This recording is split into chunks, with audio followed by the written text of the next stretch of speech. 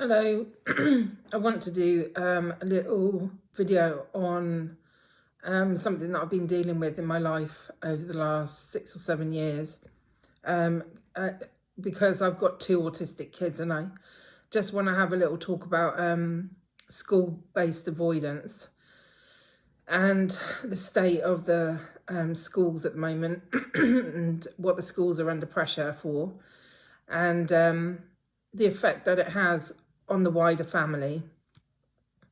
So my background is I have 2 autistic kids. Both of them are school avoidant. One of them's trans. And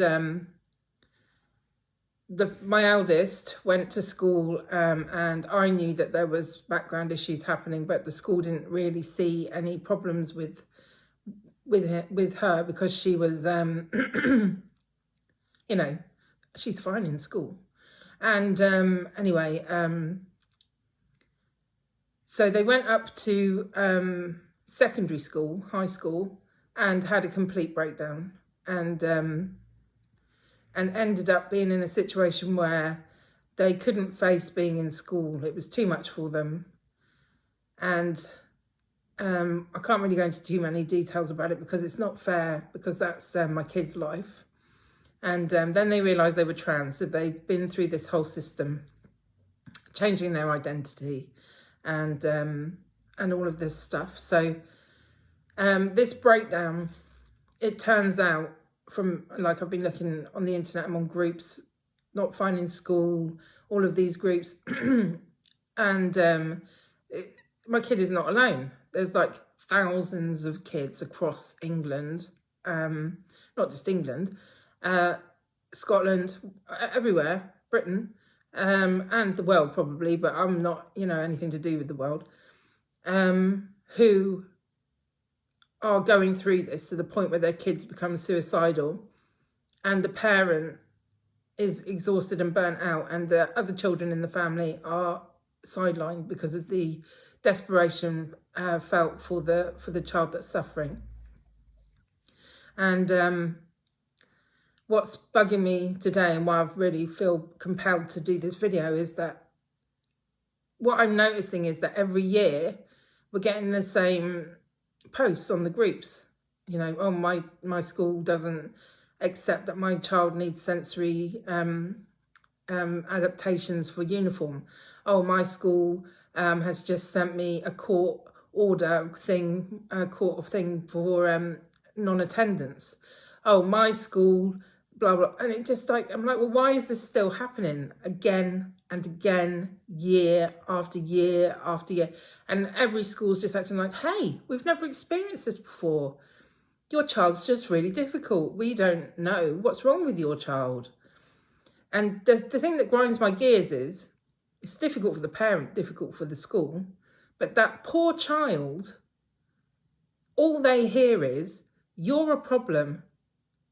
You are not good enough. You need to change and improve. But that child is not deliberately, being weird and not coping. They're not coping. So they're already in a state of distress. And then everyone in the world turns around and says, oh, you're not good enough. You're a burden. You need to change. And then on top of that, in some cases, we're going to take your mum and dad to court because you're not going in.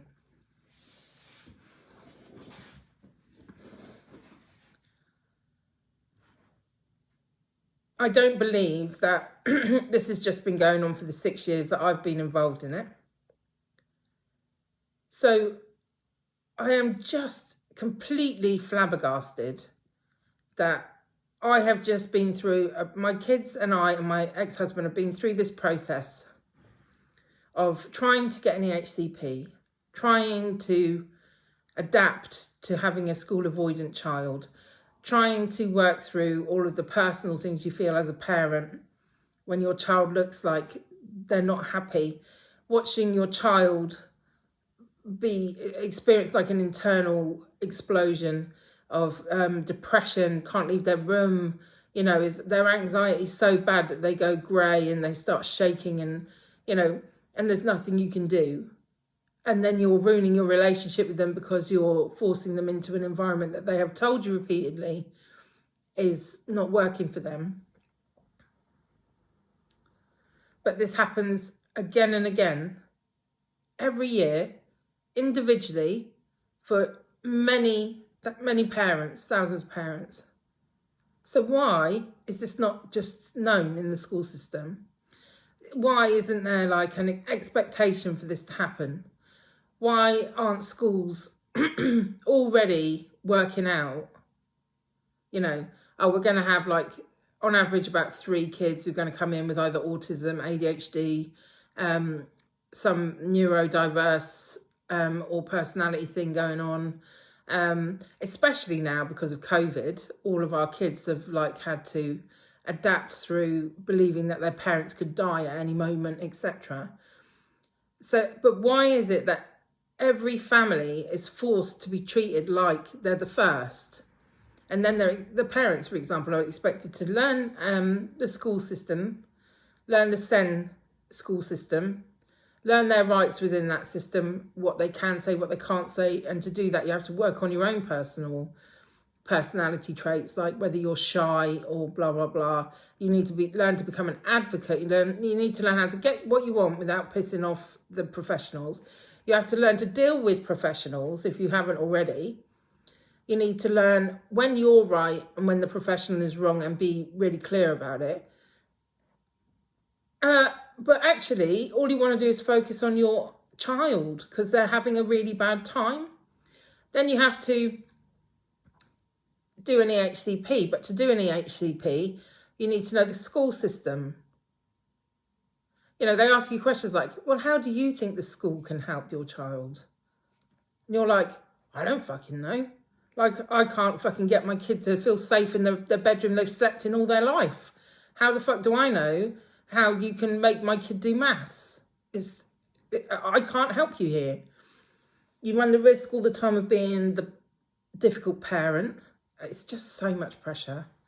And as you deteriorate, your child deteriorates because you can't stay healthy and support them because it's not happening. Sorry. So really, I just want to say, isn't it about time that this became normal? Isn't it about time that the school screen and go, now this child is school avoidant. This probably means autism, ADHD, blah, blah, blah. Why don't we screen them for those things and then get this in place, get them in touch with these people who will then step in and support the parent. And the parent shouldn't be the one expected to find in 14 days, once you have got an EHCP, if you're lucky enough, 14 days, an appropriate school for their child. They haven't been to any of the schools. They don't know any of the teachers. Often they can't even get to look around the schools. You know, how are they supposed to know what school's best for their child? They're not even in school with their child in the daytime. They've got 14 days. Anyway, this whole thing's ridiculous and it's damaging people. Kids are suicidal. Parents are burnt out. I'm a mess now. I'm done. Absolutely done.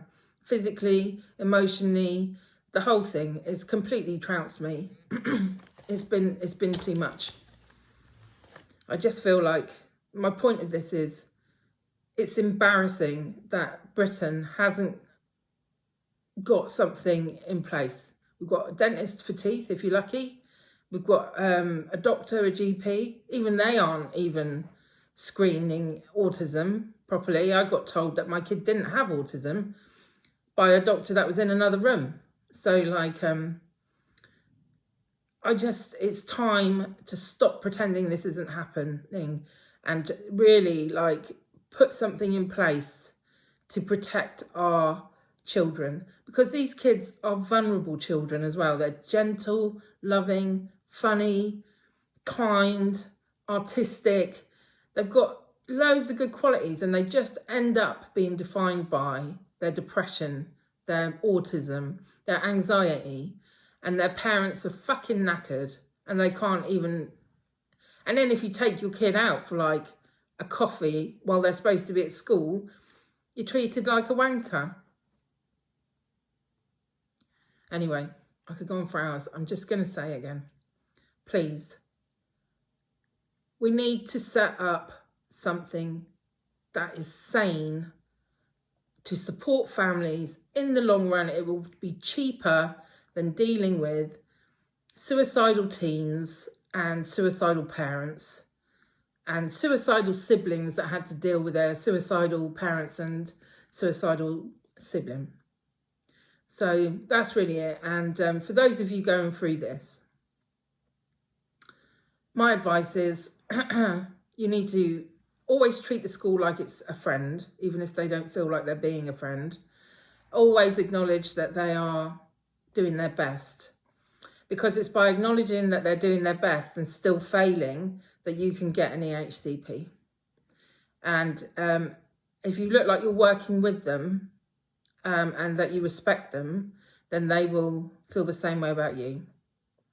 Because my kid told me once, I rang up and they went, oh no, he heard them. The staff went, oh no, it's her again. She's such a problem.